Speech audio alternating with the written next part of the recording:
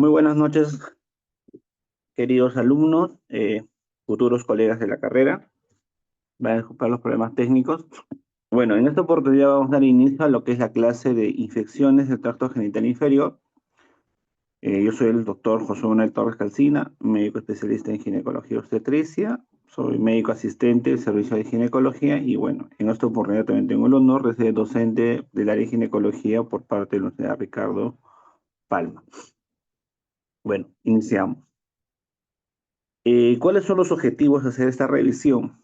Bueno, existen muchos, la verdad, pero los seis más importantes son, uno, conocer las definiciones de las enfermedades de transmisión sexual, las infecciones de transmisión sexual y la infección del tracto genital inferior. ¿Ok? También vamos a hablar sobre cómo conocer la microbiota femenina y los factores que influyen en su composición. También vamos a ver lo que es cómo se relaciona o relacionar la disbiosis con patologías ginecológicas y obstétricas. Vamos a diferenciar entre lo que es un flujo vaginal normal y lo que es un flujo vaginal patológico. ¿Ya? Y tenemos que reconocer lo que es aquellas infecciones que generan lo que es flujo y frente a aquellas que no producen flujo vaginal. Y vamos a establecer tratamientos adecuados para cada una de esas distintas tipos de infecciones según la evidencia actual. Muy bien. Dicho esto, iniciamos con lo que es las definiciones. Nosotros cuando hablamos de infecciones de tracto genital inferior o ITS o antiguamente ETS, hay que conocer las diferencias. ¿Okay? Las infecciones del tracto genital inferior son aquellas que afectan no solamente a la vagina, sino también afectan a la vulva, a la mucosa vaginal y al cervix, incluso al útero y a las trompas uterinas. ¿Okay? Las infecciones de transmisión sexual, como su nombre mismo le menciona, son infecciones que se propagan de una persona a otra por medio de la actividad sexual. Esto incluso por relaciones sexuales, por vía anal, vaginal u oral. ¿Ok?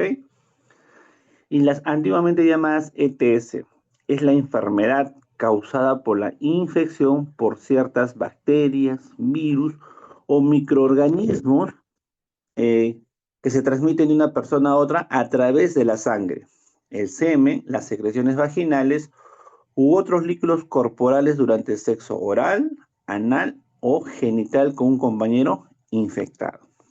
Nosotros tenemos que diferenciar estos términos al momento de tocar el tema.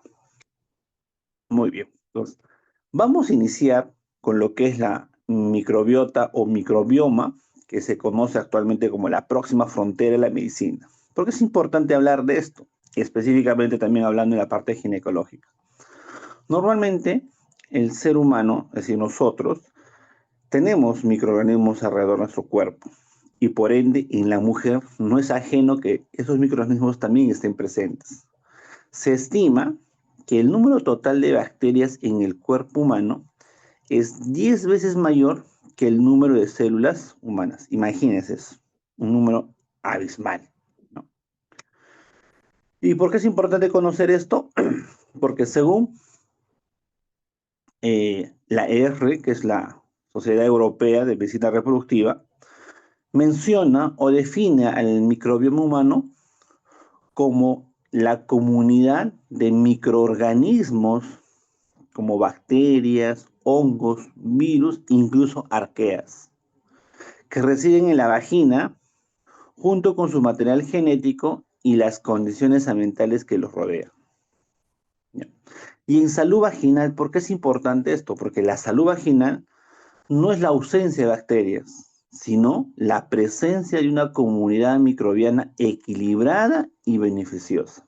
¿Equilibrada en qué sentido? Es importante que en la mujer tenga un adecuado, digamos, ciclo menstrual, ¿ya? ¿Y de qué forma la puede ayudar el ciclo menstrual? A equilibrar la concentración de microorganismos en el canal vaginal. Al tener un adecuado control del ciclo menstrual, obviamente va a ser beneficioso que ciertos gérmenes, como en este caso los lactobacilos vaginales, puedan brindar mayor protección. Por eso viene la definición, ¿no? Que es una comunidad microbiana equilibrada y beneficiosa. Miren, ¿cómo evolucionó el conocimiento del microbioma humano a lo largo del tiempo? Más que todo en las últimas 3 décadas. En el pasado se decía que solamente la flora de Dornerley o solamente los lactobacilos eran los microorganismos que predominaban en el canal vaginal. Actualmente se sabe que hay mucho más que eso, así que es una simbiosis entre, es como escuchar una música sinfónica, ¿no? Donde hay un equilibrio entre la concentración hormonal y la propagación o concentración de microorganismos de acuerdo al ciclo menstrual. Y lo vamos a ver más adelante. Porque actualmente, en el presente actual del día de hoy, hablamos lo que es la era genómica. ¿Y qué quiere decir esto? Es un ecosistema diverso clasificado en famoso Community State Types o CTS mediante la secuenciación del gen, muy importante, del gen 16S-RNA, ribosómico. Este gen RNA ribosómico es, digamos, el que va a clasificar de cierta forma a este grupo de microorganismos del punto de vista genómico. Community State Types, ¿ya? O CTS, ¿ya? Lo que lo vamos a conocer actualmente. Y justamente la microbiota humana, según la evidencia genómica, clasifica en 5 estados principales, 5 CSTs, ¿ya? Y tenemos que 4 de ellos son dominados por lactobacilos, ¿ya? Lactobacilos. Y solamente uno está bajo baja proporción de lactobacilos. Es decir, en ese community state va a haber una baja concentración de lactobacilos que van a generar, ¿qué cosa? Las enfermedades del tracto genital inferior o las infecciones propiamente dichas. Miren ustedes. Los que están dominados por lactobacilos, y es importante que los conozcan, es el tipo 1, el estadio 2, el estado 3 y el estado 5. ¿Y qué germen o qué lactobacilos lo dominan? El estado 1 está dominado por lactobacilos crispatus. ¿Ok? Normalmente este lactobacillus crispatus está asociado con el estado de salud más robusto. Es decir, aquellas mujeres que presenten el lactobacillus crispatus tienen un estado de salud mejor. Por lo tanto, ¿qué quiere decir esto? Que el pH más bajo va a haber menor riesgo de ITS, de infecciones de transmisión sexual, y van a tener resultados y menos resultados adversos. En cambio, el estado tipo 2, es decir, Community State, está dominado por lactobacilos gasseri. El estado 3 está dominado por lactobacilos inners, considerado un estado de transición o de menos protección, ya que este bacillus carece de enzimas para producir, ¿qué cosa? El ácido láctico, de forma eficiente, y puede coexistir más fácilmente con otros patógenos, ¿ya? Y el estado 5 del Community State está dominado por lactobacilos Yenseni, ¿ya? Entonces, si nosotros queremos saber cuál es el lactobacillus que nos puede brindar mayor protección y que se asocia con un buen nivel del ciclo menstrual, si un estado del ciclo menstrual adecuado, es el lactobacillus crispatus. En cambio, el Community State de estado 4 tiene una baja proporción de lactobacilos. Por lo tanto, este estado 4 se va a caracterizar por una alta diversidad de bacterias anaerobias facultativas y estrictas. ¿Como cuáles? Gardnerella, Prevotella, Megasfera, Senate y otros. Acá van a estar incluidos todo lo que es el grupo GAM, que lo vamos a ver más adelante, que está caracterizado por la Gardnerella encabezada. Entonces, este grupo o este estado tipo 4, ¿qué va a ser? Va a ser un sinónimo de disbiosis. Por lo tanto, se va a asociar a ¿qué? A vaginosis bacteriana, mayor riesgo de adquisición de infecciones de transmisión sexual como VIH, virus del papiloma humano, Clamidia trachomatis, virus del herpes simple tipo 2, y por lo tanto va a tener los peores resultados obstétricos. ¿Ok? No se deben olvidar. Tenemos entonces 5 estados, de los cuales 4 son dominados por los lactobacilos y solo uno no es dominado por lactobacilos. Es en ese estado 4 donde se va a producir la disbiosis. Entonces, la microbiota humana, doctores, y es un origen de que se habla desde los años 2007 con el proyecto de microbiota humano. ¿Y qué quería explicar este proyecto? 3 cosas. Comprensión de las semejanzas y diferencias en los microbios presentes en el cuerpo humano y con mayor razón en la mujer. ¿Ya? Su asociación con enfermedades y los roles funcionales que juega la microbiota en la salud y en la enfermedad. Es decir, hay que comprender las semejanzas y diferencias, su asociación y sus roles funcionales. Por lo tanto, llegamos a la conclusión de que el microbioma humano es adquirido y tiene 2 características. Tiene propiedades mutantes y cambiantes. Y por lo tanto, tiene una comprensión que es dinámica, que nos brinda mejores estrategias para la restauración y mantenimiento de la microbiota normal. Es en este principio que se basa mucho de las terapias probióticas o prebióticas. Muy bien. Entonces, la pregunta que surge acá, doctores, es ¿cómo se adquiere y se forma la microbiota humana? Mediante 4 escenarios. El primero es durante el nacimiento. Aquellos, si ustedes o aquellos seres humanos que han tenido la posibilidad de nacer de un parto vaginal, obviamente lo van a adquirir, porque la microbiota humana es adquirida. Al pasar por el canal del parto, como obviamente estamos diciendo que hay mucha concentración de microorganismos, entonces la microbiota humana se va a adquirir alrededor de 12 a 15 horas. Si mayor a 12 horas, prácticamente va a haber una población en el recién nacido. Lo otro es al iniciar lactancia materna y o artificial. El otro es el contacto con el ambiente. Y por lo tanto, va a haber un desarrollo ecológico, es decir, una interacción genética entre el huésped y los microorganismos residentes. Es decir, vamos a empezar a identificar cuáles son los gérmenes que nos van a brindar protección y cuáles van a ser que nos van a dar daño, lesión, enfermedad. Por lo tanto, es el factor más importante que posee el tracto genital inferior. ¿Ya? Entonces, eso tenemos que entender qué cosa. El desarrollo ecológico es el factor más importante que posee el tracto genital inferior. Porque obviamente vamos a ver qué cosa. La interacción a nivel vaginal del huésped, en este caso la mujer, y la presencia de microorganismos resistentes, como por ejemplo la clamidia. ¿Ok? Muy bien. Entonces, en el año 2021 ya se realizó un estudio sobre la colonización urogenital en la mujer a lo largo de la vida, ¿ya? Que no varía mucho con los años, ¿ya? En esta publicación del año 2008 se hablaba de las concentraciones de la flora vaginal, ¿no? El famoso concentración de lactobacillus de Dodenbach, ¿no? ¿Qué es lo que decía este estudio? Miren, los recién nacidos y los niños o las niñas pequeñas, o sea, la etapa de la niñez, antes que lleguen a la edad reproductiva, es decir, en la adolescencia, la concentración de microorganismos era totalmente diferente. Este estudio que hizo clasificó prácticamente en 3 grupos: púberes, mujeres en edad reproductiva y la menopausia. ¿Y a qué conclusión llegó?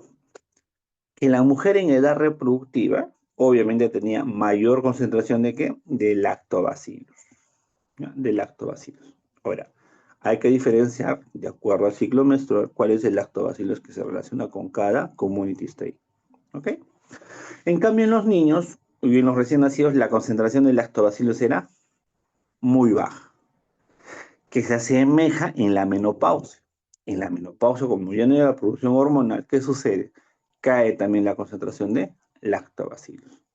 Pues, ¿cuál es la conclusión de este estudio, supuestamente? Bueno, no es supuesto, es la conclusión, es que la concentración de lactobacillus va estrechamente relacionada al ciclo menstrual, es decir, en la etapa reproductiva de la mujer.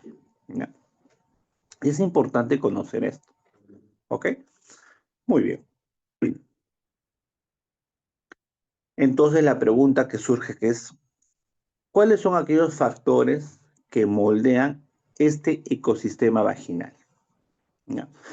Una característica muy importante del ecosistema vaginal o la microbiota es que no es estática, doctores, es dinámica y está influenciado por dos cosas, volvemos a repetir, factores del huésped y factores externos.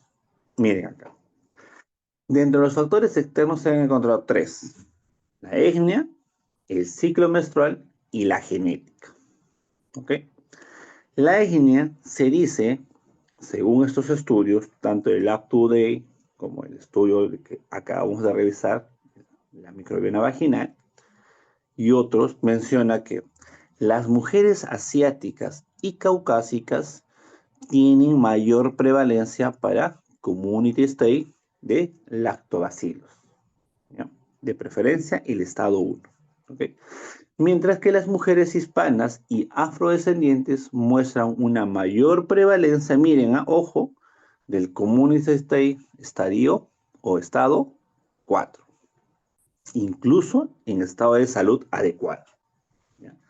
Es decir, que nosotros, que somos, digamos, hispanos, y aquellas personas, mujeres que son afrodescendientes, tienen un community state diferente y que tiene mayor susceptibilidad que a infección genital. Por otro lado, doctores, el ciclo menstrual va relacionado con los niveles de estrógenos que promueven la proliferación de ¿qué? De lactobacillus, al aumentar la concentración de glucógeno a nivel de las células epiteliales. Y el último es el factor genético. Son aquellos receptores de reconocimiento de patrones tipo receptores tipo TOL, que influyen en la respuesta inmune de la microbiota. ¿Ya? Entonces, esos son aquellos factores que podemos mencionar lo que son no modificables, excepto. ¿Ya? Pero también tenemos factores externos que sí son modificables, ¿sí? Que eso sí lo podemos modificar, como cuáles: comportamiento sexual, hábitos de higiene, antibióticos, el uso de anticonceptivos, la dieta y el estrés. Mire, cuando hablamos por comportamiento sexual nos referimos a múltiples parejas sexuales o al sexo sin protección. ¿Ok? En cuanto a los hábitos de higiene, ya la Cochrane ya dijo, ¿no? Las duchas vaginales son perjudiciales, no se debe aplicar, está proscrito. Y el otro es el uso de antibióticos. Actualmente, ya, de repente por nuestro nivel cultural, las pacientes mujeres que hacen, ¿no? En temporada más que todo de resfrío y de verano, ¿no? Pero en temporada de resfrío, ¿no? ¿Qué sucede? Consumen demasiado antibiótico y por lo tanto erradican los lactobacillus. ¿Ok? Esa erradicación de lactobacillus hace que sea más propenso a que hay infecciones. Por lo tanto, moldean el ecosistema vaginal. El uso de anticonceptivos hormonales combinados pueden promover el community state que sea más estable y dominado por lactobacillus. Ojo, el uso de anticonceptivos es combinado, si las pastillas anticonceptivas o aquellos compuestos que tengan tanto progesterona como estrógeno. Porque aquellos anticonceptivos hormonales que son a base de progesterona van a generar ¿qué cosa? Alteración del ecosistema vaginal. Tengan cuidado. Y el otro, que todavía está en investigación, es el tipo de dieta y el estrés. Pero se cree que tiene un impacto, más que todo el estrés, en cuanto al moldeamiento del ecosistema vaginal.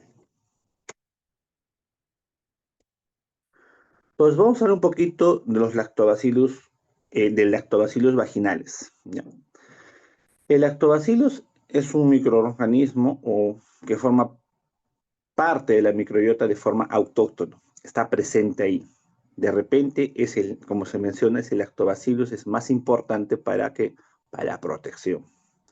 Pero se ha visto en casos muy excepcionales que generan procesos patológicos en personas con enfermedad preexistente. Por ejemplo, una diabetes, problemas autoinmunes como un síndrome de Sjögren, un LES, un síndrome antifosfolipídico, etc. Por lo tanto, los lactobacilos son considerados como bacterias grasas. ¿Qué quiere decir gras? Bajo riesgo de infección o por lo tanto son inocuas.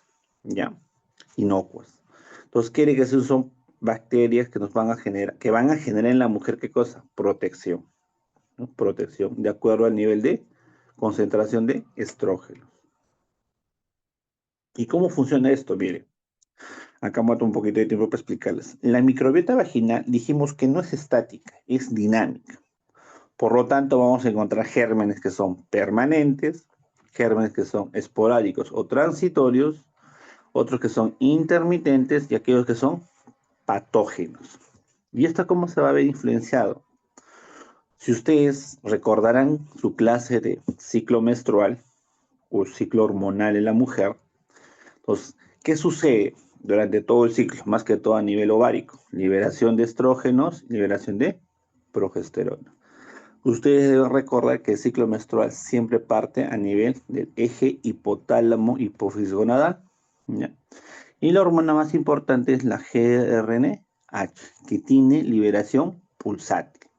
La primera mitad del embarazo es primera mitad del ciclo menstrual es una liberación pulsátil lenta y la segunda mitad es una liberación rápida. ¿Y por qué es importante esto? Porque durante la liberación de la GRNH en la primera mitad del ciclo menstrual, que es lenta, ¿qué va a hacer? Va a tener mayor efecto la liberación de la hormona folículo estimulante. Por lo tanto, esta hormona va a estimular tanto al ovario para que, para que aumente la concentración de ¿qué? De estrógenos, estradiol. ¿Y por qué es importante esto? Mire, cuando la mujer está en su etapa de catamenias y de menstruación propiamente dicha, ¿qué sucede? Hay baja concentración de inmunoglobulina A, inmunoglobulina G y baja concentración de glucógeno. ¿Y por qué era importante el glucógeno? Porque los lactobacilos de esa fuente de energía que van a producir ácido láctico, es decir, va a ser una acidogénesis, ¿ok?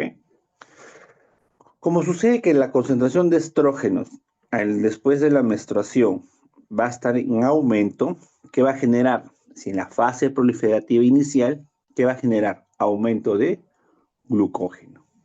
A medida que van pasando los días, esta concentración de glucógeno va aumentando, a tal punto que llega a su máxima concentración periovulatoria. Es decir, a medida que va aumentando el estrógeno, hace su pico máximo en la primera mitad del ciclo menstrual, se comienza a liberar ¿qué cosa a nivel del hipófisis? Aumenta la concentración de LH, la hormona luteinizante que va a generar, obviamente se activa 24 horas o 36 horas antes de la ovulación. ¿Y qué va a comenzar a aumentar? La concentración de glucógeno. Una vez que se produce la ovulación, ¿qué va a generar? El aumento de la progesterona. Es decir, durante la ovulación, ¿qué va a haber? Aumento de inmunoglobulina A y aumento de inmunoglobulina G. Y con alta concentración de ¿qué? De glucógeno. En esta segunda mitad del ciclo menstrual, ¿qué sucede en el epitelio vaginal? La progesterona va a hacer que caiga la concentración de glucógeno en la fase secretoria inicial, que se va a exacerbar en la fase secretoria final.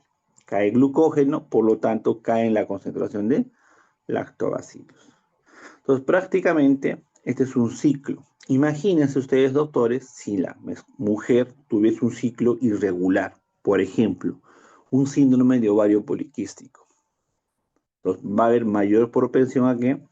A ciertas infecciones, ¿ya?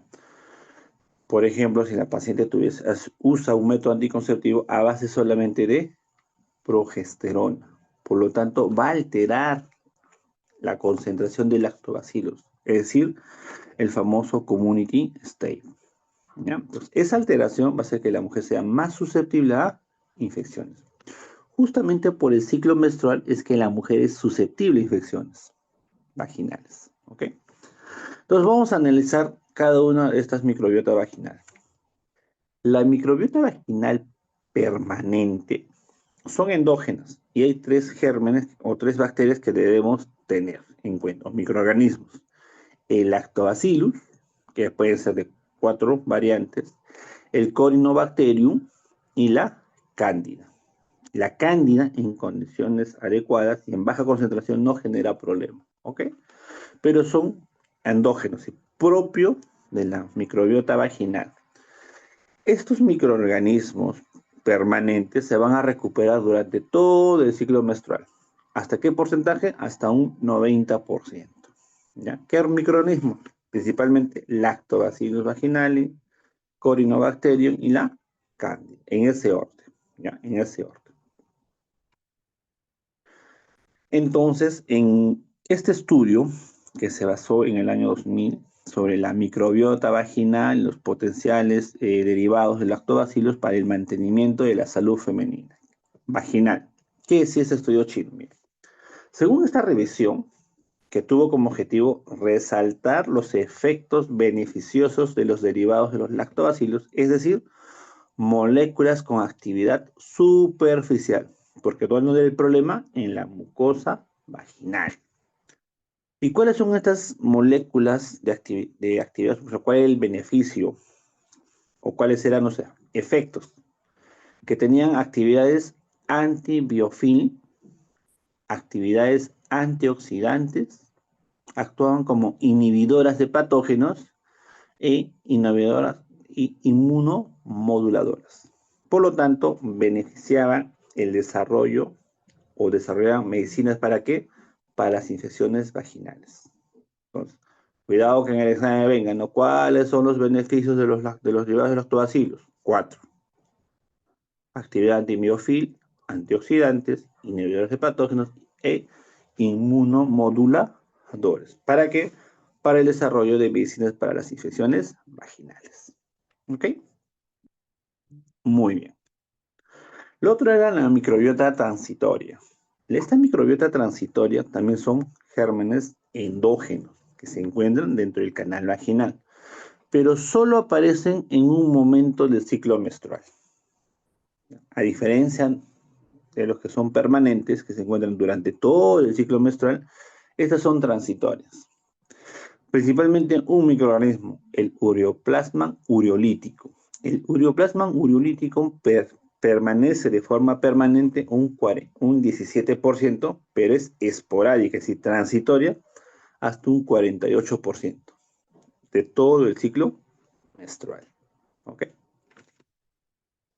Y la microbiota intermitente, tenemos que también son endógenos, se recuperan cíclicamente y similar a los anteriores. Y acá tenemos 2 microorganismos, la Gardnerella vaginalis y el Streptococo del grupo B o Streptococo agalactiae. ¿Ya?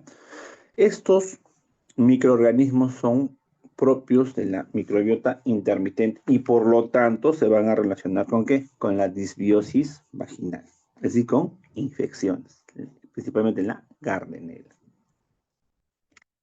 Y tenemos aquellos microorganismos o la microbiota patógena, que pueden ser 2 tipos, los que son exógenos y los endógenos. Miren, los exógenos, las clásicas enfermedades de transmisión sexual, Neisseria gonorrea, Clamidia trachomatis y Treponema pallidum. En cambio, los endógenos, tenemos 4, incluso todos, la Cándida albicans, primer patógeno, es que es propio de la mucosa vaginal. La Gardnerella vaginalis, los microorganismos anaerobios y el micoplasma. Son patógenos de tipo endógeno. ¿Ya? Dicho esto, doctores, esta pequeña introducción a la microbiota patógena, vamos a ver cómo son los mecanismos por los cuales se regula y se altera esta microbiota vaginal. ¿Ya? Normalmente la microbiota vaginal, como estuvimos diciendo anteriormente, se rige por el ciclo menstrual, ¿ya? Pero esta microbiota vaginal, el mecanismo que les va a regular son dos: la producción de acidogénesis y de ácido, y la producción de peróxido de hidrógeno. La producción de acidogénesis, es decir, la producción de ácido, principalmente el ácido láctico, butírico, succínico y acético. Pero el ácido láctico es el más importante. Es el que va a determinar qué cosa: el pH vaginal, que es muy importante al momento de determinar ciertas patologías. Por otro lado, otro mecanismo que va a regular esta microbiota vaginal, ¿qué cosa es? La producción de peróxido de hidrógeno. ¿Por parte de quién? Obviamente el lactobacilos. Esta producción de peróxido de hidrógeno, ¿qué va a generar? Una interferencia bacteriana mediante tres mecanismos. No se olviden: inhibición de la reproducción bacteriana, que es la más importante. Es decir, ¿por qué es importante el peróxido de hidrógeno? Porque va a inhibir la reproducción bacteriana. Número dos, producción de bacteriocinas y la depleción de nutrientes esenciales. Por eso es importante esta producción de peróxido de hidrógeno. Pero también existen mecanismos que lo van a alterar. Como ya lo mencionamos anteriormente, ¿cuáles son? Alteración del sistema inmunológico, interrupción de las interacciones ecológicas, vaginales obviamente, de ese community stay, y la llegada de microorganismos que la colonizan, aquellos gérmenes patógenos de tipo exógeno, principalmente. Muy bien. Entonces vamos a hablar de la disbiosis y la enfermedad, es decir, el estado 4 del community state, que es el estado de disbiosis. No es solo un hallazgo, sino también cuando nosotros encontramos un estado de disbiosis, ¿qué cosa es? Es un factor de riesgo causal, ¿ya? Para múltiples patologías, principalmente vaginosis bacteriana, la más conocida y la que es asintomática. Por lo tanto, la vaginosis bacteriana, ¿qué va a hacer? Es la manifestación clínica por excelencia de la disbiosis. Ojo, no es una infección por un solo patógeno, sino es un estado ecológico alterado, ¿ya? Se altera todo, ¿ya? La otra que se presenta por esta disbiosis puede ser la adquisición de infecciones de transmisión sexual. ¿Por qué? Porque un microbioma sano, como el caso de Lactobacillus crispatus, ¿no?, actúan como una barrera biológica. Pero en la disbiosis, ¿qué sucede? ¿Se recuerdan que uno de los mecanismos era la producción de ácido láctico? ¿Ya? La acidosis, o la acidogénesis, perdón. En la disbiosis, ¿qué va a haber? Va a haber una disminución de la producción de ácido láctico y también de peróxido de oxígeno. Esos que van a generar la propagación o la adquisición de infecciones de transmisión sexual. Asimismo, ¿qué genera la disbiosis? Un aumento de enzimas proteolíticas que degradan, ¿qué cosa? La mucosa cervical. Asimismo, también ¿qué generan? Crean un ambiente proinflamatorio que atrae células diana, ¿para quién? Para el VIH. Y quizás, según la COG y la CDC, dicen y mencionan categóricamente: la disbiosis aumenta el riesgo de VIH en un 60 a 80% de los casos. ¿Ok? Y asimismo aumenta el riesgo de infección por virus del papiloma humano de alto grado y el persistente. Y recuerdan ustedes, en las láminas antes dijimos, ¿no?, que el estadio menos no, de riesgo éramos las mujeres que tenían origen hispano y descendencia afroamericana. Entonces, por este estado de disbiosis o del Community State 4, aumenta el riesgo de VIH y de infección para el papiloma virus humano de alto grado, ¿no? Muy bien. Otros son los resultados obstétricos adversos. La disbiosis, ¿qué va a generar? Parto pretérmino. ¿Por qué? Porque esta disbiosis y la inflamación asociada son clave para el desencadenamiento de la activación del parto preterno. Por ejemplo, la vaginosis bacteriana, la cándida, la tricomoniasis son factores de riesgo para un parto preterno. Pero no solamente eso, también aumentan el aborto espontáneo asociado a microbiomas disbióticos en el primer trimestre. Si aumenta el riesgo de parto prematuro, de aborto espontáneo, también aumenta el riesgo para rotura prematura de membranas. Entonces, es un problema que hay que conocer y saber determinar y en qué momento actuar. También se ha visto que se relaciona con la infertilidad. ¿Ya? Un microbioma endometrial dominado por lactobacilos se asocia con mayores tasas de implantación y embarazo clínico en tratamientos de VIV. Es decir, ¿qué nos quiere decir este último? Que si las mujeres tienen algún tipo de alteración de disbiosis, su posibilidad de quedar embarazadas va a ser o va a disminuir. Es decir, es un problema de infertilidad. Cuando ustedes hablan o han hablado de la clase de factores de la infertilidad, hay un factor que es el factor vaginal o cervical. Entonces, ahí influye ese tipo. Si una mujer tiene que estar adecuadamente sana al momento de poder concebir, porque si no tiene todos estos riesgos de parto prematuro, aborto espontáneo, rotura de membranas. ¿Ya? Muy bien. Entonces, eh, surge a veces, ¿no? Surge otra pregunta, ¿no? ¿Hay un patrón de estado de salud vaginal de acuerdo con la edad de la mujer? Claro que sí, ya lo mencionamos y hay un estudio que lo ha publicado, ¿no? La concentración de microorganismos o de lactobacilos a lo largo de la vida de la mujer. Entonces, existe una modulación de la microbiota vaginal por grupo etario y por ciclo menstrual. Pero se dice que el bajo nivel de estrógenos que va a condicionar un pH alcalino mayor a 4.5 y el alto nivel de estrógenos va a condicionar un pH ácido menor a 4.5.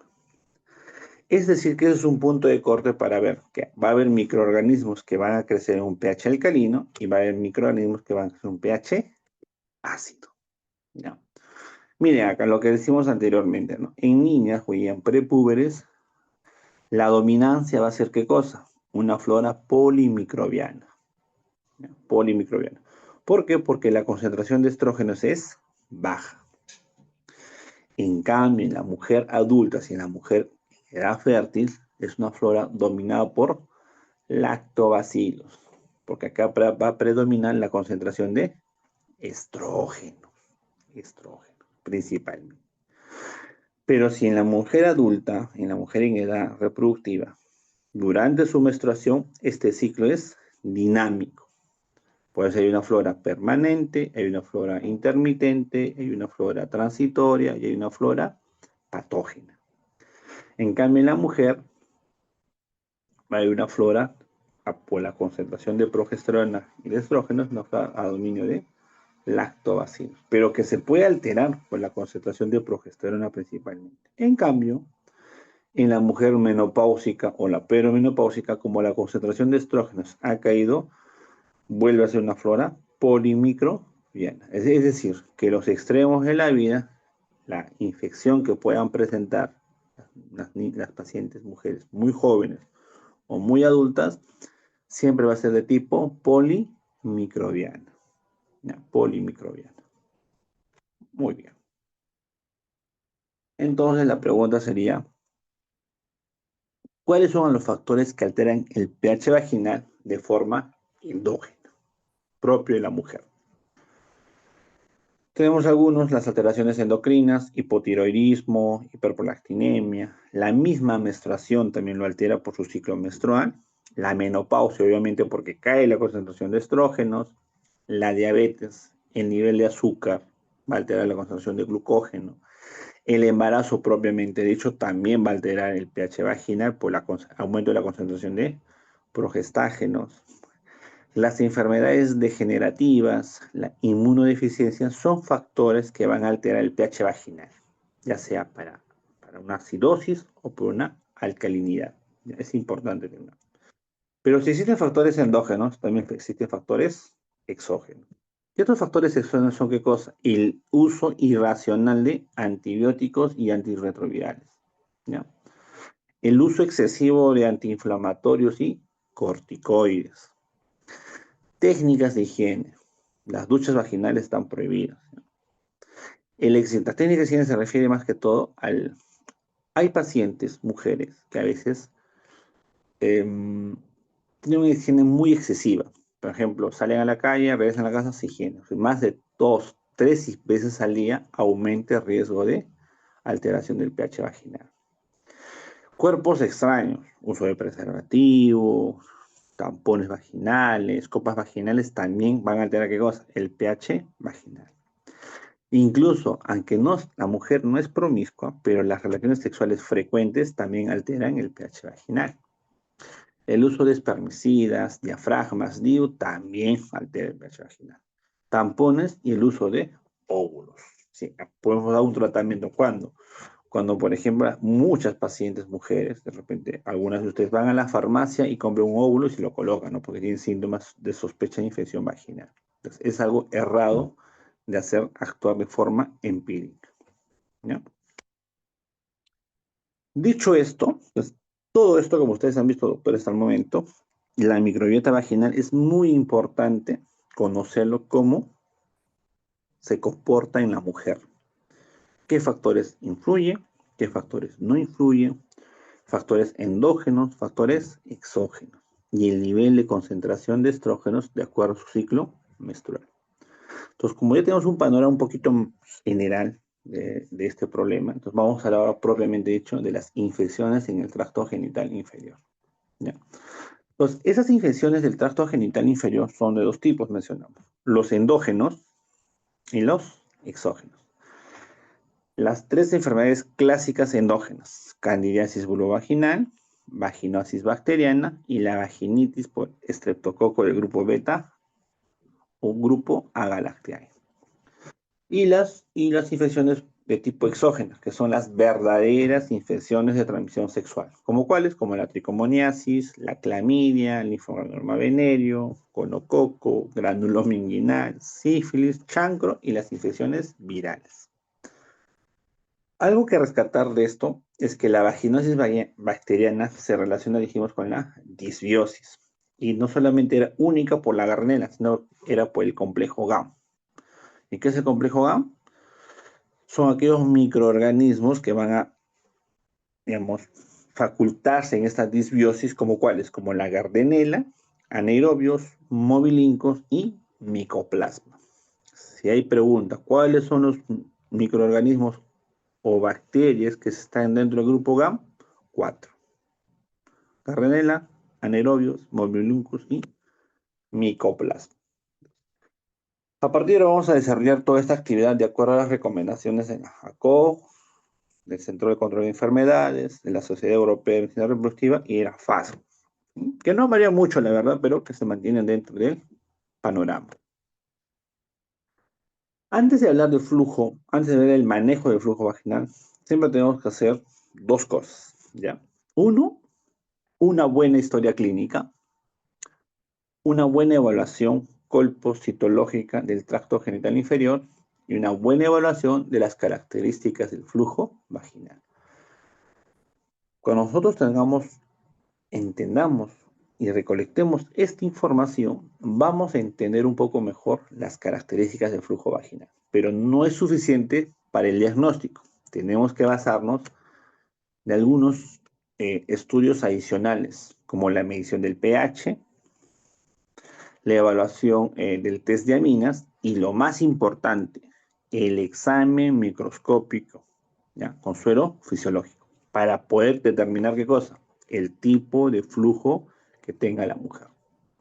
Entonces no basta solamente con una buena historia clínica ni con una adecuada evaluación ginecológica, ¿ya? Sino que también tenemos que basarnos en ciertos estudios de apoyo diagnóstico.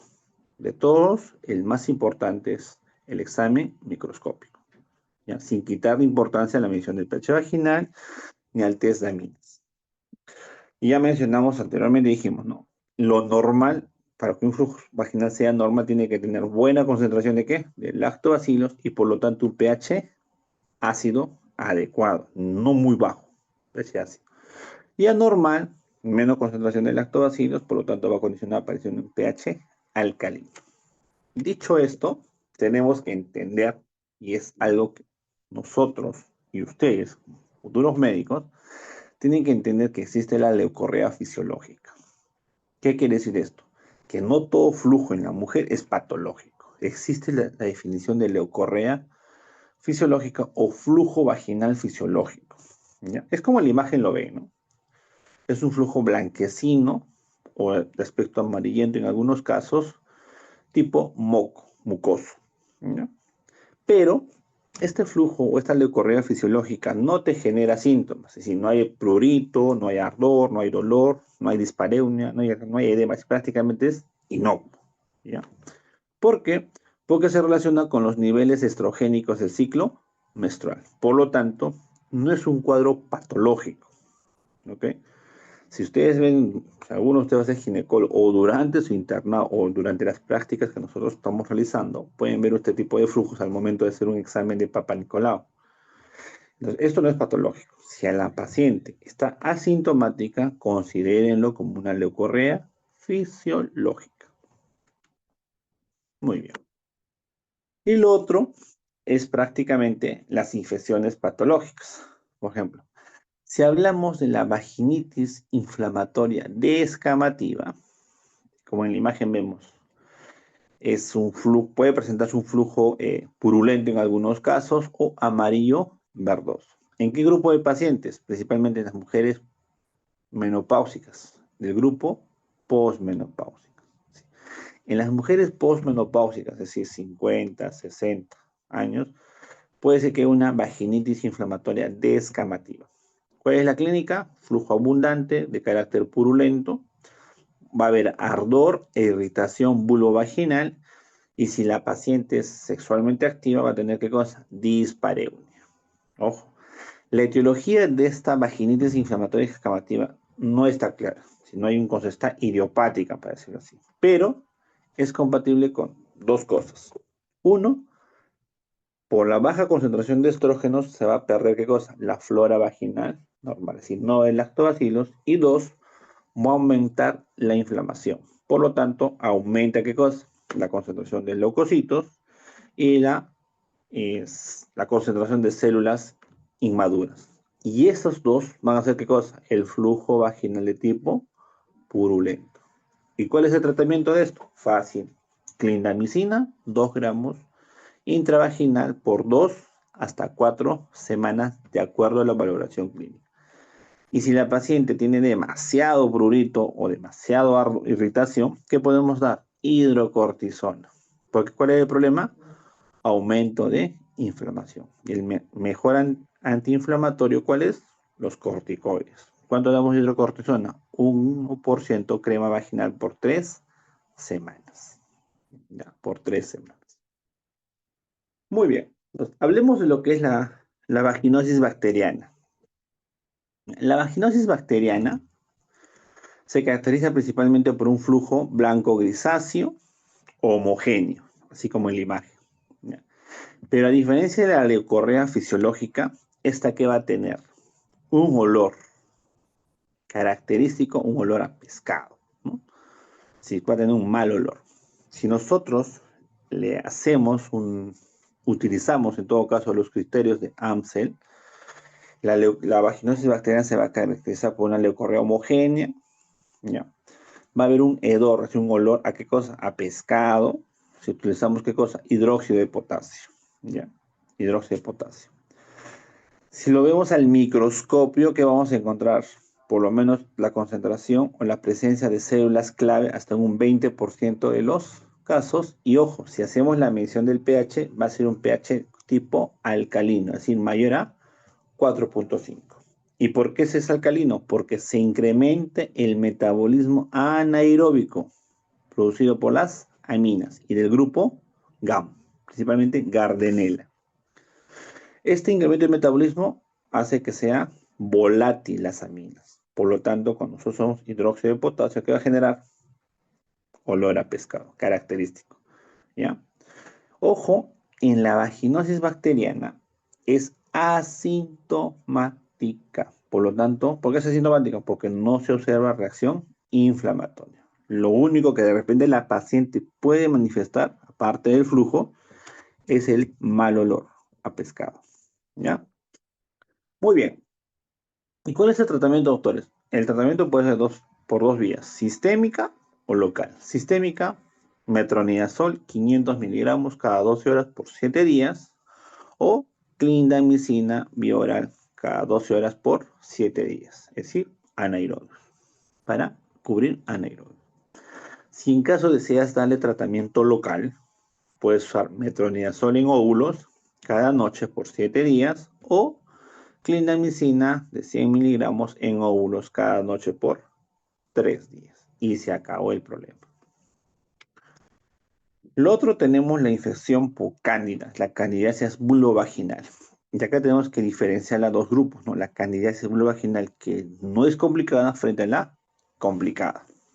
Miren, la cándida, a diferencia, en la imagen podemos ver, ¿no? La presencia de un flujo grumoso, como yogur, como leche cortada. Esta cándida o este flujo te va a generar, ¿qué cosa? Un intenso prurito, tanto vaginal, vulvar e incluso que puede ir hasta la zona perineal. Muchas de las pacientes, como es tanto la inflamación, el prurito, ¿qué va a generar? Va a generar que se rasque la paciente y por lo tanto va a generar ¿qué cosa? Un eritema y edema y posteriormente si es muy intenso el rascado, ¿qué va a generar? Ulceración. Es decir, es un círculo vicioso. Hay inflamación que genera edema y irritación, pero la comezón que te genera, ¿ya? Obviamente va a hacer que se dañe la parte vulvovaginal. ¿Cómo hacemos el diagnóstico? Principalmente el diagnóstico clínico, ¿ya?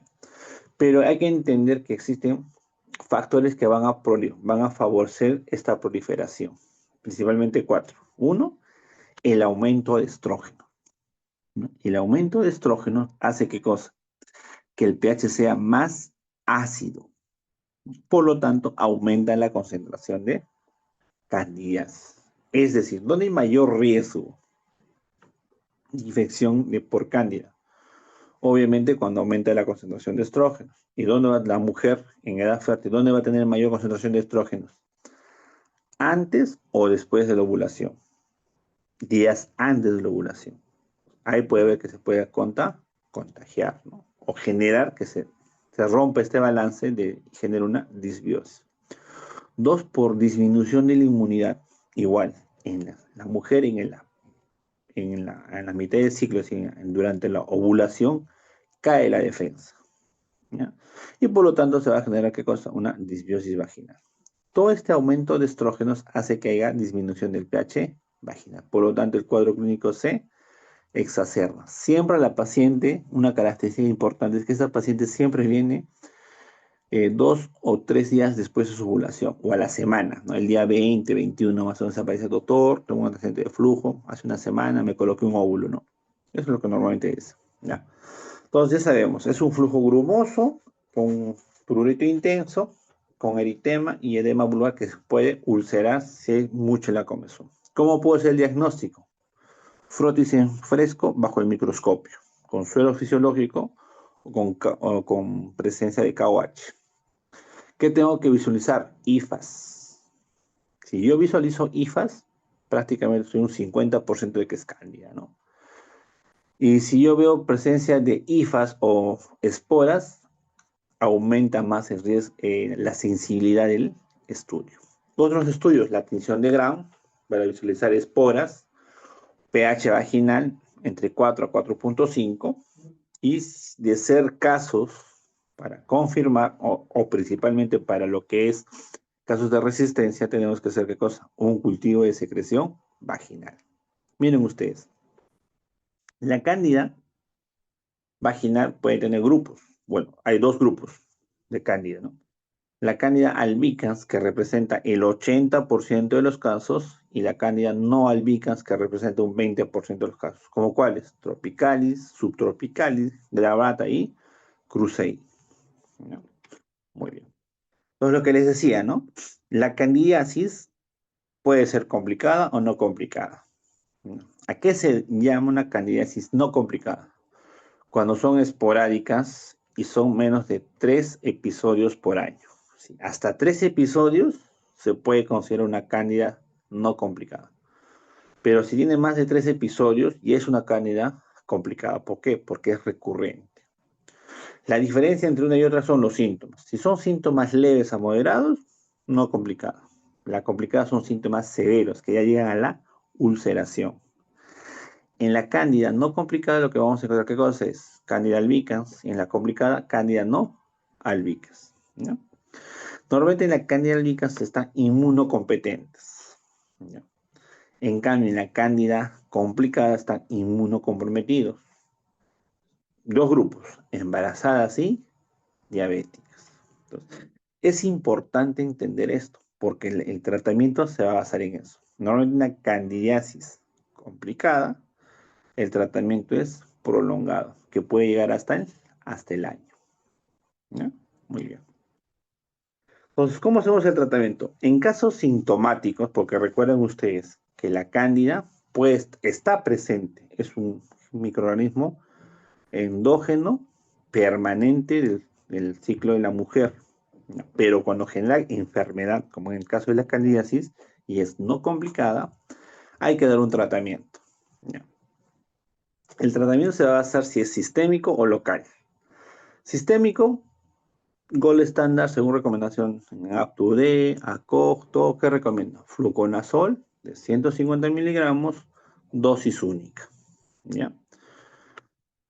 Otras guías recomiendan itraconazol o ibresgunfer de 300 miligramos oral cada 12 horas por un día y el itraconazol 200 miligramos oral cada 12 horas por un día. ¿Cuál es mejor? Fluconazol, es la recomendación, ¿ya? Y de forma local podemos utilizar ¿qué cosa? Clotrimazol cada noche por 7 días, ¿ya? Doctor, en el embarazo, tiene una cándida en el embarazo, ¿puedo usar azoles? Azoles sistémicos, no. Pero azoles vía vaginal sí lo podrías usar, de ser necesario. Pero la recomendación es clotrimazol en caso de embarazadas. Y si no, clindamicina. Doctor, y cuando hay pacientes que no responden a la vía sistémica local, ¿puedo intentar por otros medicamentos? Claro que sí. Dijimos que el manejo de la candidiasis ya por sí es difícil, ¿ya? Si fuese una cándida gravata, tengo que usar ¿qué cosa? Ácido bórico vaginal, 600 miligramos diarios durante 14 días. Y si es Crusade, clotrimazol o miconazol vaginal durante 7 a 14 días. Y si eso no funciona, violeta de genciana al 1% vaginal una vez por semana por 3 dosis. Ya, eso es lo último. Ya. La cándida es muy difícil de manejar. Y en caso complicada, ¿qué menciona? Dice, el tratamiento debe continuar hasta 6 meses, pero les digo que se puede extender hasta un año. En caso de candidiasis complicada, si es una paciente diabética o inmunocomprometida, ¿qué tenemos que ver? Lo mismo, si es sistémico o local. Miren, si es sistémico, fluconazol, 150 cada 72 horas por 3 dosis. Y la primera semana doy fluconazol. Y luego doy mantenimiento una vez por semana hasta 6 meses. ¿Ya? O itraconazol, puedo dar 400 miligramos oral cada mes, ¿ya? Eso va a depender de la paciente. O vía local, clotrimazol 1% por 14 días y mantenimiento 100 miligramos una vez por semana. Incluso podemos dar nistatina, ¿ya? Pero el tratamiento se tiene que mantener más que todo con el fluconazol. Y ojo, cuando llegan al tercer mes del consumo de fluconazol, siempre deben solicitar un perfil hepático, porque el fluconazol se metaboliza vía hepática, ¿ya? En cambio, la candidiasis glabrata o Crusade, que generan una candidiasis complicada, el tratamiento es similar. Ácido bórico, clotrimazol y miconazol, vaginal durante 7 a 14 días. La tricomoniasis. La tricomoniasis también corresponde al grupo de infecciones vaginales, es digamos la tercera, pero esta sí es una verdadera ITS. Si una paciente mujer tiene una ITS, no solamente enfocarnos en la tricomoniasis, sino también buscar otras enfermedades de transmisión sexual, ya sea chancro, ya sea VIH, ya sea herpes, etc. ¿Ok? Porque es una ITS. Siempre la tricomoniasis facilita el ingreso de otros microorganismos. Pero ¿cuál es la clínica de la tricomoniasis? Como ven ustedes en la imagen, es un flujo verdoso o amarillento espumeante. Esta es muy sintomática, ¿ya? A tal punto que genera un eritema con prurito y ardor. Ardor, ese es lo que dice el paciente. Doctor, tengo algo que me arde, que me quema por dentro. Ese es digamos, el dato adicional que te va a dar, ¿no? Y obviamente se relaciona con dispareunia si todavía la mujer sigue intimando o disuria. Si te va a generar, va a venir por un exudado purulento, de aspecto verdoso, amarillento, que tiene un eritema muy profundo y un ardor y molestias urinarias, ¿ya? El cuadro clínico se exacerba, ¿por qué? Porque aumenta el pH vaginal, es decir, alcalino, ¿ya? Puede tener un test de aminas positivo, incluso en la colposcopía podemos ver qué cosa, una cervicitis maculosa o cervicitis en cuello de frambuesa o de fresa. ¿Y por qué sucede eso? Esa cervicitis maculosa, porque el protozoárido está invadiendo qué cosa, el estrato de la célula, está ingresando, por eso ese movimiento circular hace que se produzca esta espuma. El tratamiento de la tricomoniasis se da también al contacto, ¿sí? Para la pareja, ¿ya? ¿Qué se da? Metronidazol o tinidazol. ¿Cuánto? 500 miligramos en vía oral cada 12 horas por 7 o 5 días, o 2 gramos de metronidazol, dosis única, o tinidazol, 2 gramos, dosis única. Y se acaba el problema. Pero también existen, doctores, otros cuadros clínicos que son producción de exudado purulento, pero que no tienen síntomas, solamente descarga uretral, o descarga vaginal nomás, ¿no? Pero están asintomáticas las pacientes. ¿Cuáles son? Son principalmente la clamidia, el micoplasma, el ureoplasma y el gonococo. Miren, estas patologías que generan, ¿qué cosa? Un exudado purulento, que al examen clínico, cuando nosotros colocamos un espéculo, ¿qué vamos a ver? Una secreción que proviene de el orificio cervical externo. Si te dice, la pregunta, te pueden preguntar, ¿no? Se observa flujo que proviene del orificio cervical. ¿Qué cosa es? Una descarga cervical, es decir, un exudado purulento, y por lo tanto, ¿cómo haces el diagnóstico? Con cultivo de exudado. ¿Por qué con cultivo, doctores? Porque pueden ser 4 cosas: clamidia, micoplasma, ureoplasma o gonococo. La ventaja es que 3 de ellas tienen un tratamiento muy similar. ¿Quiénes? Clamidia, micoplasma y ureoplasma. El tratamiento es muy similar. La clamidia, obviamente la clamidia trachomatis, que se relaciona principalmente con enfermedades pélvicas inflamatorias. Bueno, las 4 generan una EPI, porque el riesgo es alto. Y también puede generar, ¿qué cosa? Infertilidad, que te puede llevar a la esterilidad. Igual que la tricomoniasis, esta también está de tratamiento para la pareja. Siempre, y lo vuelvo a repetir, siempre que ustedes encuentren una tricomoniasis, traten de buscar también otras infecciones, porque recuerden que las infecciones no son únicas. En algunos casos, en ITS son polifactorial. Miren, respecto al tratamiento, el tratamiento es sencillo. Si hablamos de la gonorrea, si la hiciera gonorrea, primera línea, ¿qué cosa es? Ceftriaxona, de 500 a 1 gramo intramuscular, dosis única, y se acabó el problema. Si es alérgica a la penicilina o a las cefalosporinas, utilizamos ¿qué cosa? Gentamicina, 240 miligramos intramuscular, asociado ¿a qué? Acitromicina, 2 gramos oral, dosis única. En cambio, la clamidia, el micoplasma y el ureoplasma, ¿cuál es su tratamiento? Doxy, 100 miligramos bioral cada 12 horas o 200 miligramos oral cada 24 horas. ¿Por cuánto tiempo? Por 7 días. Doctor, dijimos que en el embarazo también puede haber clamidia o cualquier otra enfermedad. Claro que sí, porque son causas de aborto espontáneo, ¿verdad? Entonces, en el embarazo, en el primer trimestre, yo no puedo dar doxiciclina. ¿Por qué no puedo dar doxiciclina? Porque es teratogénico. ¿Ya? ¿Qué tendría que darle? Acitromicina.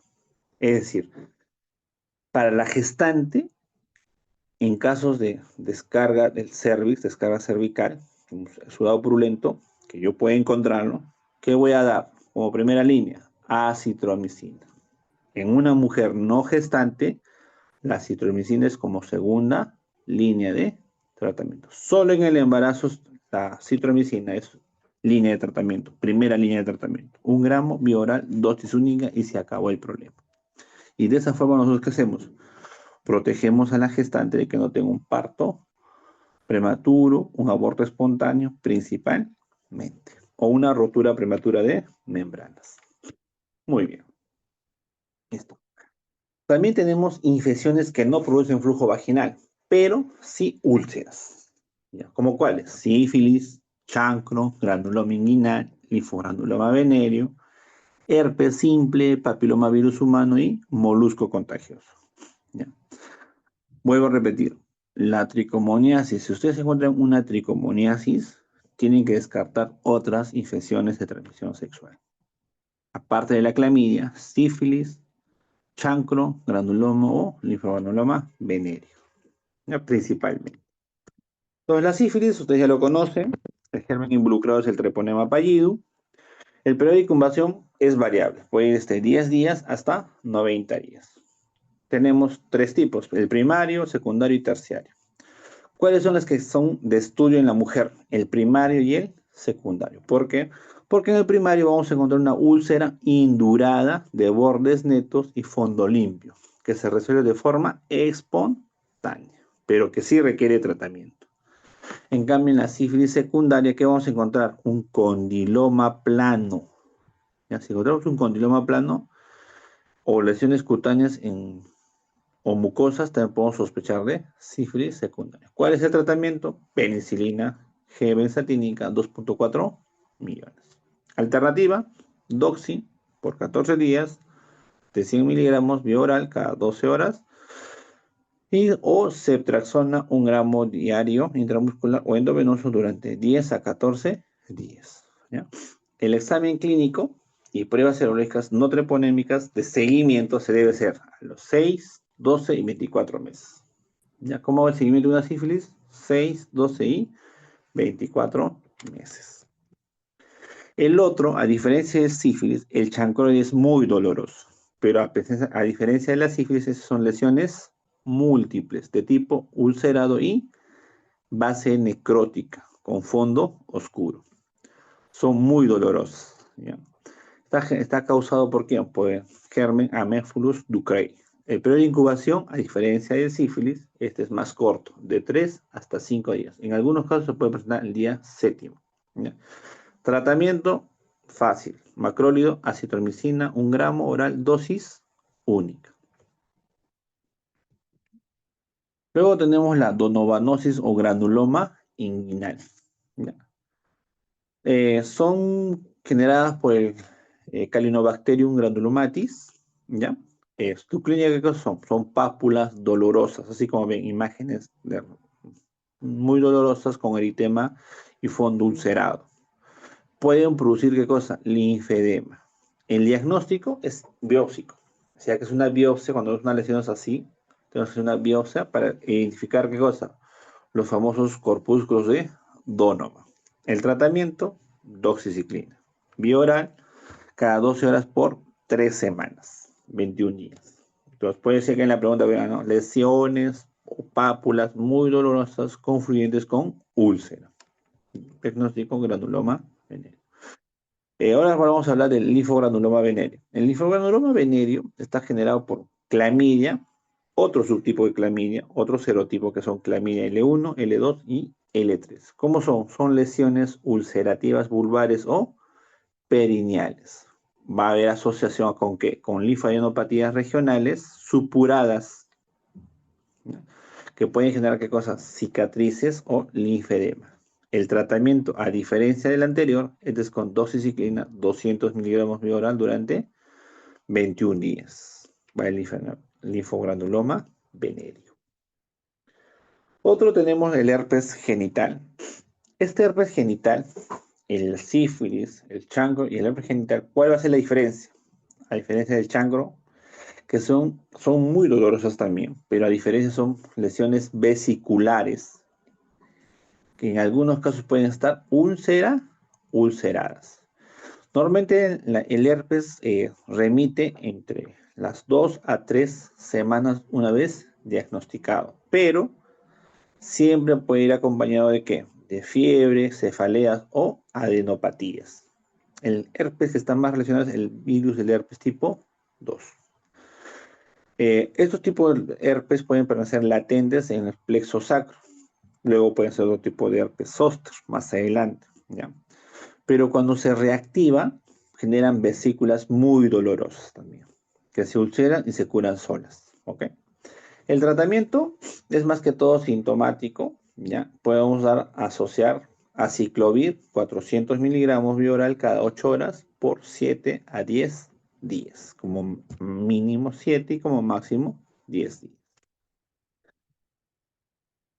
Eso me imagino que lo van a hablar lo que es por infección de PVH, ¿ya? Pero la papilomatosis genital, que es la ITS más frecuente del mundo, ¿ya? ¿Por qué? Porque es un virus ADN. Tenemos dos tipos, ¿ya? Que se replican en las células del estrato basal. Tenemos los que van a generar las verdaderas verrugas anogenitales son el PBH tipo 6 y el tipo 11. Y las que se relacionan con cáncer, el 16 y el 18. Me imagino que eso lo harán en la clase de lesiones cervicales o cáncer de cuello uterino. Y el otro es el molusco contagioso. El molusco contagioso es generado por el poxivirus ADN, ¿ya? La causa de infección es crónica y bien localizada, ¿ya? Normalmente en algunos casos remite de forma espontánea. Son lesiones papulosas, rosadas y con umbilicación central, múltiples. A diferencia del herpes, estas no duelen. Pero el tratamiento es con crioterapia o curetaje. Rara vez remiten de forma espontánea. Normalmente siempre afectan ¿dónde? La parte vulvar y la cara interna de los muslos. Muy bien, doctores. ¿Hasta ahí todo claro? Sí, doctor. Perfecto. Para terminar, vamos a hablar de algunas conclusiones que ustedes deben tener siempre en cuenta. 6 puntos que no deben olvidar. Primero, que cuando hablamos de infecciones del tracto genital, siempre va a ser un paradigma central. ¿Qué quiere decir esto? Que el microbioma vaginal es un órgano metabólicamente activo, no es estático, y por lo tanto sí es esencial para la salud, en cuanto a la mujer principalmente. Ojo, al hablar de salud, también tenemos que hablar qué cosa, o es sinónimo de un equilibrio ecológico entre el huésped y los factores modificables. De los community state, o de los tipos de comunidad state, de los 5 tipos que existen, el tipo 4 es, digamos, el que más nos va a generar problemas. ¿Por qué? Porque se va a presentar, ¿qué cosa? La disbiosis, ¿ya? Y la disbiosis no es que otra cosa que es el sustrato fisiopatológico común para las múltiples enfermedades del tracto genital inferior, ¿ya? Como tercera conclusión, tenemos que entender qué cosa. La medicina debe ser de precisión, ¿ya? ¿Qué quiere decir eso? El futuro del manejo de las infecciones del tracto genital inferior y la prevención de los resultados adversos será por el diagnóstico molecular. A eso estamos apuntando. Desde el año 2007 a la fecha, ya han pasado casi como 30 años, o 20 años creo, y estamos apuntando a que los diagnósticos, no solamente en ginecología, sino en otras ramas de la medicina, sean de tipo molecular. Actualmente ya tenemos uno, que es el test de COVAS o la tipificación para PBH. Dijimos que como pacientes hispanos tenemos mayor riesgo para hacer qué cosa, cáncer por papilomavirus humano. Entonces, por eso es que los diagnósticos son moleculares, ¿ya? Entonces, en la medicina siempre va a evolucionar y por lo tanto las terapias también. Entonces, lo que se busca es que las terapias sean de restauración microbiana. En el área de la parte ginecológica, los probióticos y los prebióticos ya están entrando para el tratamiento, no como tal, pero sí para la asociación o mejora más rápida y oportuna de las infecciones vaginales que son resistentes a los tratamientos convencionales. Un dato que ustedes deben llevarse y que no deben olvidar, que no todo se trata de forma empírica, sin diagnóstico, ¿no? Se puede un tratamiento empírico cuando, por ejemplo, hay una queja mucho de la paciente, pero eso no debe ser el común denominador. ¿Por qué? Porque se ha demostrado con los estudios que el 50% de los diagnósticos clínicos son incorrectos. Les dije inicialmente en la clase que es un dato muy importante, que es tener una buena historia clínica, bueno, una anamnesis, buena historia clínica, una buena evaluación ginecológica, siempre tiene que ir asociado con la medición del PBH, eh, y lo más importante, aparte del pH y el test de aminas, es la visualización bajo el microscopio para obtener un diagnóstico más acertado y ya no cae tanto en el empirismo. Y el otro, que siempre les he recordado y que los voy a... Siempre hay que pensar en una infección de transmisión sexual, en una ITS, cuando la tricomona es diagnosticada. ¿Por qué? Porque la tricomoniasis es un marcador de otras ITS, ¿ya? Y que le mencioné también que hay que hacer un cribado principalmente para clamidia y gonorrea, pero más para clamidia. ¿Por qué? Porque la clamidia y la gonorrea se relacionan con ¿qué? Con infertilidad. Por ese problema, ¿ya? Entonces, la F es muy clara en eso. Mujer con tricomoniasis, haz un estudio o cribado para clamidia. ¿Cómo se hace? Cultivo. No existe otro. Y número 6, siempre, cada paciente se debe individualizar el tratamiento. Es decir, principalmente en dónde? En pacientes con candidiasis vulvovaginal complicada. Y no complicada, y en caso de tricomoniasis hay que tratar siempre a la pareja. Muy bien, doctores. Gracias por su atención. Si tuviese alguna duda o alguna aclaración, me la hacen saber, por favor. O todo quedó claro. Doctor, buenas noches. Una consulta. Dígame.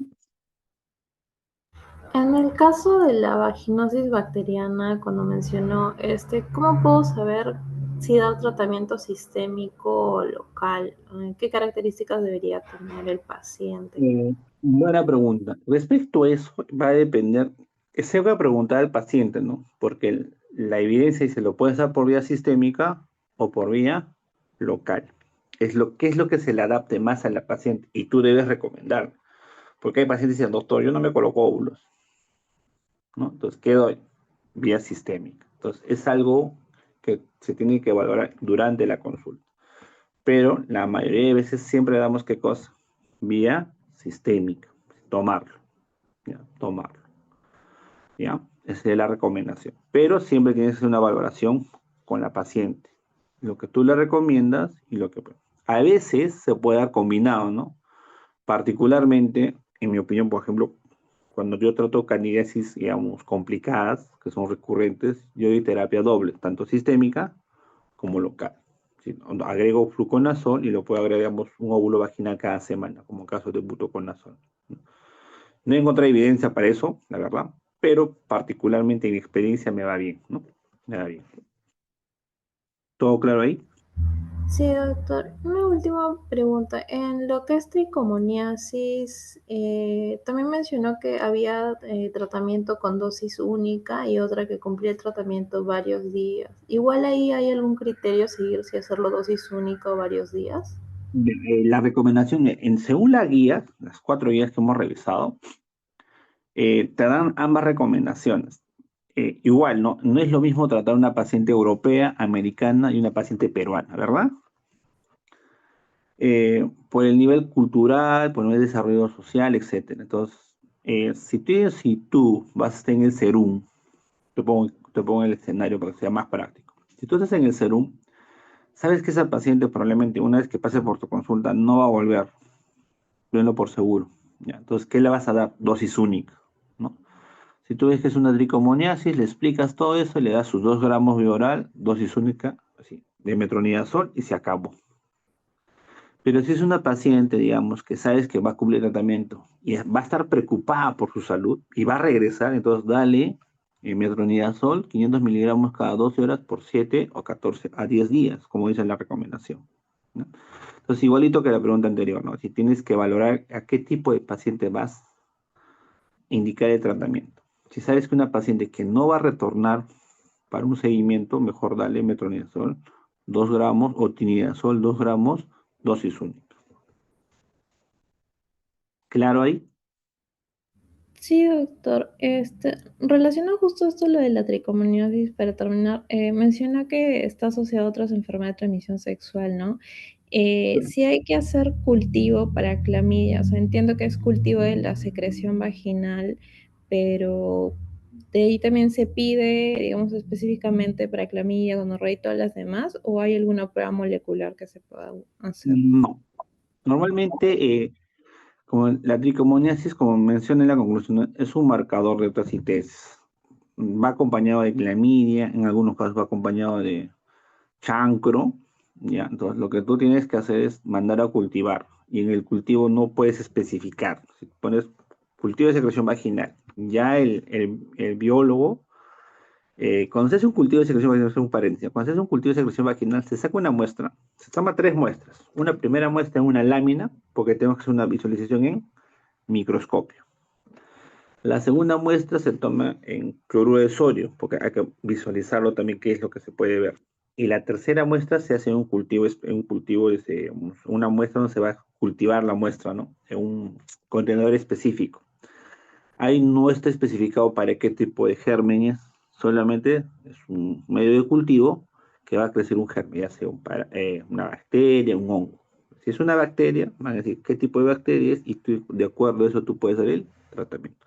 Pero por incidencia, tú puedes justificar, ¿no? Sí, descarte de clamidia, porque la clamidia en estos tiempos, a diferencia del milenio pasado que era la gonorrea, es, digamos, la causa de infección vaginal que se asocia más a tricomoniasis. ¿Todo claro ahí? Sí, doctor, muchas gracias. Sí. ¿Alguna otra duda o pregunta?